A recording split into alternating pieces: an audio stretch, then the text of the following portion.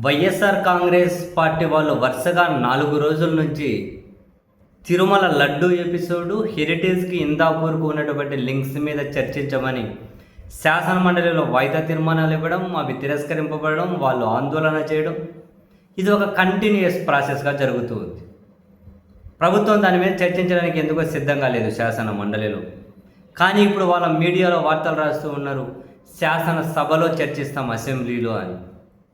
మనకు అర్థం కాని విషయం ఏంటి అంటే, సరే అసెంబ్లీలో చర్చిస్తారా చర్చించారా తర్వాత చూద్దాం. అక్కడ వైఎస్ఆర్ కాంగ్రెస్ పార్టీ ఎక్కడైతే హాజరు కావడం లేదో వీళ్ళంతకు వీళ్ళే కూర్చుంటే అది చర్చ ఎందుకు అవుతుంది? అక్కడ పెద్దగా చర్చించే ప్రయోజనం ఏముంది? ఇప్పుడు ఇక్కడ శాసన మండలిలో రండి చర్చిద్దామని చెప్పి అడుగుతూ ఉంటే శాసన మండలిలో వద్దని వాళ్ళు మాత్రమే ఉండే అసెంబ్లీ దగ్గరికి వెళ్ళి మేము చర్చిద్దామనంటే ఏమైనా అర్థం ఉందా? తెలియదు. ఈరోజు బొత్స సత్యనారాయణ గారు మండలిలో వాయిదా తీర్మానం, అది వాయిదా పడిన తర్వాత అంటే దాన్ని తిరస్కరించి మండలి వాయిదా పడిన తర్వాత ఆయన ఒక కీలక ప్రశ్న రైజ్ చేశారు. ఇందాపూర్ డైరీకి టీటీడీ కేజీ 658 రూపాయలకు నెయ్యి సరఫరా కాంట్రాక్ట్ ఇచ్చారు. ఇందాపూర్ డైరీకి కేజీ 658. అదే ఇందాపూర్ డైరీ మార్కెట్లో ప్యూర్ గీ నెయ్యి అని 560 రూపాయలకు అమ్ముతూ ఉన్నారు.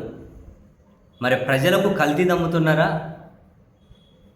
లేకపోతే టీటీడీ దేవుని సొమ్మే కదా అని చెప్పి వాళ్ళకి కావాల్సిన వాళ్ళకు ఎక్కువ రేటుకి ఇస్తూ ఉన్నారు?